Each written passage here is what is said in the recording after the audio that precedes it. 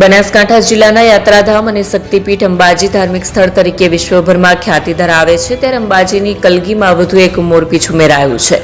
અંબાજી વિસ્તારમાંથી નીકળતા શુદ્ધ સફેદ માર્બલ માટે પણ વિશ્વમાં આગવી ઓળખ મેળવી છે.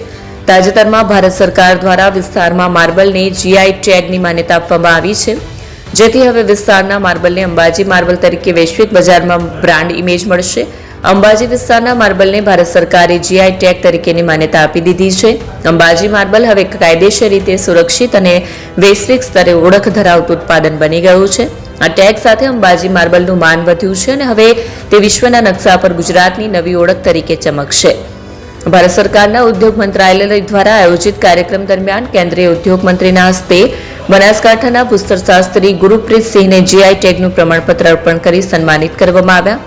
અંબાજી માર્બલ માટેની આ નોંધણી Ambaji marble quarry and factory એસોસિએશનના નામે કરવામાં આવી છે, જેમાં stone artisans park training institute, commissioner of geology and mining, collector બનાસકાંઠાની મહત્વપૂર્ણ ભૂમિકા રહી છે.